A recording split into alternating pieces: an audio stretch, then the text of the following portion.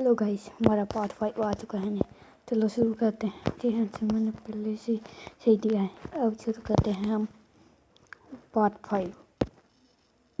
आप सब जानते हैं कि बुर्ज खलीफा दुनिया की सबसे ऊंची और सबसे खूबसूरत बिल्डिंग है, लेकिन क्या आपको पता है कि अब भारत में भी बुर्ज खलीफा बन चुकी है? जी हाँ, सच में आपको यकीन नहीं होगा कि कोलकाता के एक दुर्गा पूजा पंडाल को एकदम बुर्ज खलीफा के तरह डिजाइन किया गया है। अमेजिंग बात यह है कि इसकी ऊंचाई 145 फीट है और जिस तरह बुर्ज खलीफा पर एलईडी शो किया जाता है, ठीक उसी तरह भारत की इस बुर्ज खलीफा पर भी रात को लेजर शो किया गया।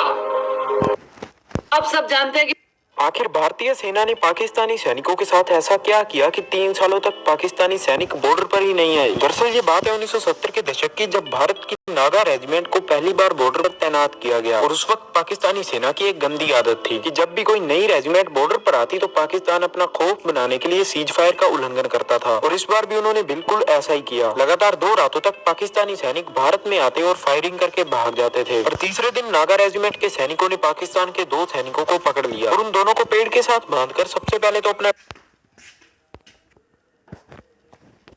ट्रेडिशनल डांस किया, क्योंकि नागा रेजिमेंट के सैनिक नागालैंड के आदिवासी समुदाय से बिलोंग करते हैं। अब तक तो सैनिक खुद नाच रहे थे, लेकिन अब बारी थी पाकिस्तान को नचाने की। इसीलिए नागा रेजिमेंट के सैनिक एक पाकिस्तानी सैनिक की टांग काटकर उनके सामने ही पकाकर खा गए। अब सुनने में तो ये थोड़ा सा वियर्ड लगता है, लेकिन नागा रेजिमेंट के लिए ये किसी उपलब्धि से कम नहीं था। पर नागा सैनिकों ने उन दोनों को छोड़ दिया, जिसके बाद पूरी पाकिस्तानी सेना में उनका खौफ बैठ गया, क्योंकि जब तक नागा की यूनिट चेंज नहीं हुई तब तक कोई भी पाकिस्तानी जीरो लाइन पर नहीं आया।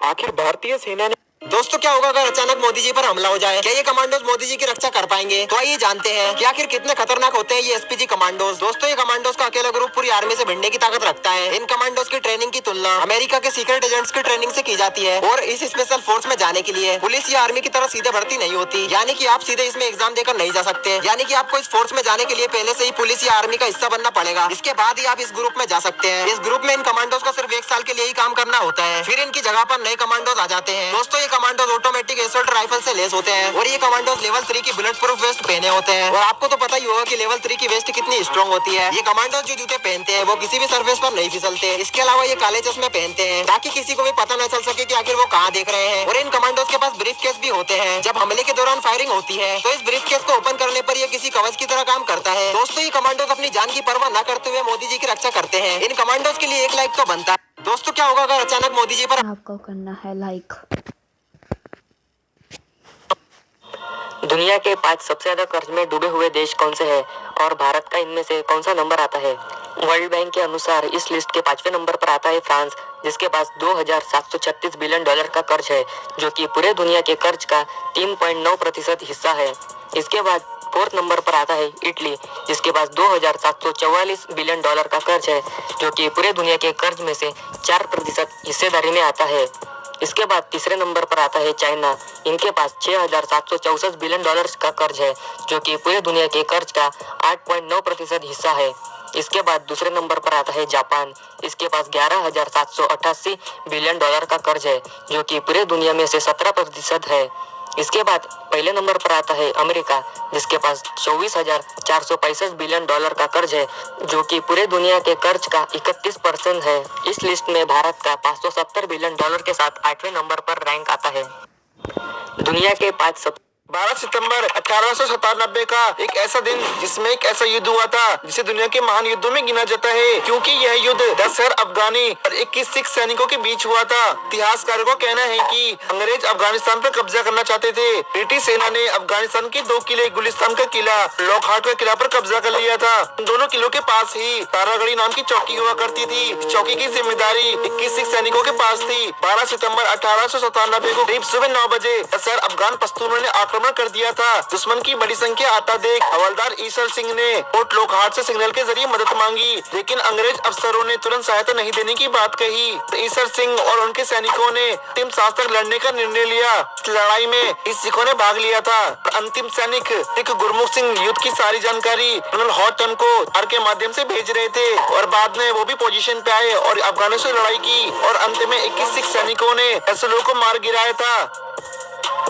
12 सितंबर 18 और ओलंपिक के 400 मीटर रेस में रनर डेरिक रेडमंड का पैर अचानक इंजर्ड हो जाता है। उसे इतना जबरदस्त दर्द हो रहा होता है कि वो ओलंपिक जैसी रेस में बीच में ही बैठ जाता है, पर उसने अभी भी हिम्मत नहीं हारी और इस दर्द भरी कंडीशन में भी ये जीत नहीं छोड़ता। इसके साथ के रनर्स आगे निकल चुके हैं और अब इसका इस रेस में जीतने का कोई चांस नहीं। ये जानते हुए भी डेरिक रेडमंड फिर से खड़ा होता है और उसी हालत में दौड़ने लगता है। उसे इतना ज्यादा दर्द हो रहा होता है कि पैर नीचे टच भी नहीं कर सकता, फिर भी भाग रहा होता है और अब भी 250 मीटर की रनिंग बाकी है। तभी डेरिक की साइड से एक इंसान सिक्योरिटी तोड़ के मदद के लिए आ जाता है, डेरिक को सपोर्ट देने लगता है और कहता है कि अब रुक जाओ, तुम्हें ये करने की जरूरत नहीं। पर डेरिक तो फिनिशिंग लाइन पार करने की जिद पर अड़ जाता है। ये सब स्टेडियम में पूरी पब्लिक देख रही होती है। जब फिनिशिंग लाइन पास करने का समय आता है तो स्टेडियम में डेरिक रेडमंड को 63,000 लोग स्टैंडिंग ओवेशन देते हैं। ये देख मदद कर रहे इस शख्स का प्राउड दुगना हो जाता है, क्योंकि ये कोई और नहीं डेरिक रेडमंड के पिता है। बाप बेटे की ये मूवमेंट और ऐसे स्पोर्ट्समैनशिप स्पिरिट को दुनिया हमेशा याद रखेगी। ओलंपिक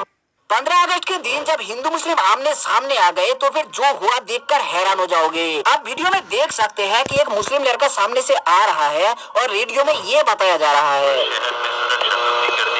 और वो मुस्लिम लड़का और एक लड़के के घर जाकर उस लड़के को कुछ कहता है और वो दोनों घर में छुपी हुई कुछ निकालकर एक साथ एक मुस्लिम नाई के पास जाते हैं और वो नाई अपना काम छोड़कर उन दोनों के साथ चले जाते हैं। उस मोहल्ले में हिंदू भी रहते हैं और एक हिंदू लड़का मुस्लिमों का ऐसा इंटेंशन देखकर दौड़कर अपने हिंदू भाइयों के पास जाते हैं और उसने जो देखा सब कहता है। ये सब सुनकर हिंदू लड़के भी इकट्ठा होकर हाथों में शीशे की बोतल, ईंट और भी कई चीजें लेकर मुस्लिम लड़कों की तरफ जाने लगते हैं और उधर मुस्लिम लड़के भी इकट्ठा हो गए और दोनों एक दूसरे की तरफ बढ़ने लगते हैं। ये देखकर पूरे मोहल्ले का बच्चा बूढ़ा सभी हैरान हो जाते हैं। फिर दोनों आमने सामने आ जाते हैं और एक हिंदू लड़का दौड़कर हाथ से मुस्लिम लड़के की तरफ कुछ फेंक दिया, क्योंकि दोनों क्रिकेट खेलने लगते हैं।